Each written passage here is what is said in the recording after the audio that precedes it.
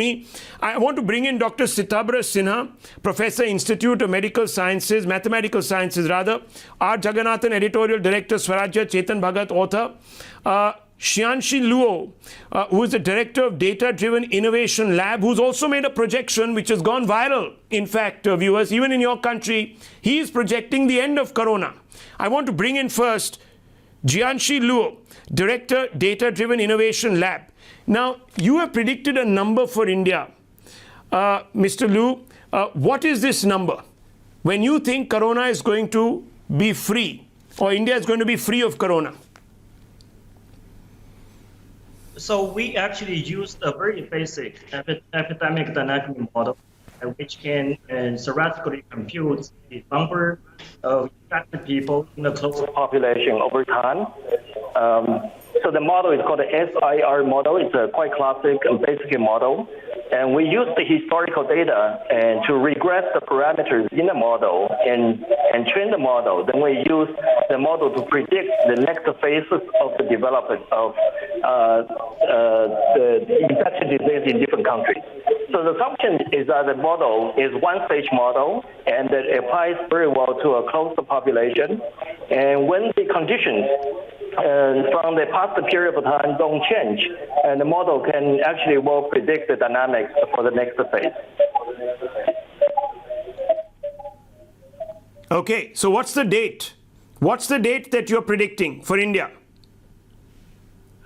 India, so I have been, because of the uncertainty down the road, the real world is very complex.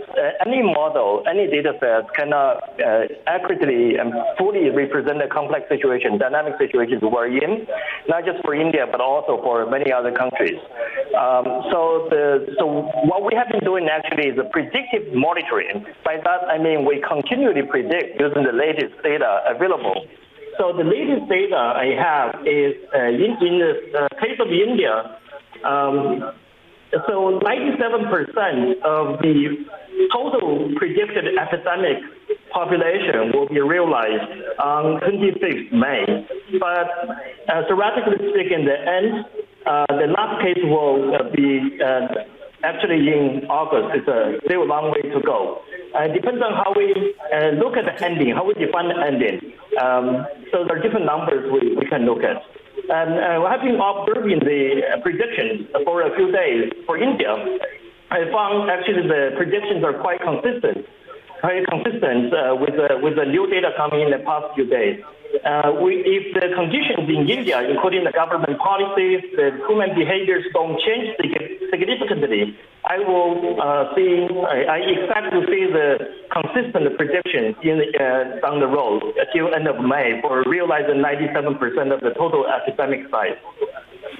Okay, so you believe it's going to be the end of May, which is also what Dhruvo's model is predicting. Dhruvo, this is very interesting because what you're suggesting is that in some large pockets of this country, the R0 will come closer to 1, which is where we can then look at those areas as green zones, right? Dhruvo, very quickly. Correct. And I think there is a difference in the way we look at the end of prediction or end of the pandemic, right? In the study which we did, we are looking at the active cases going down to 0. And I believe in the study done here, you are looking at the case being reported going down to a certain level. So definitely there will be a lag, but we are also predicting the last or the end of the pandemic somewhere in the first or second week of August. Okay.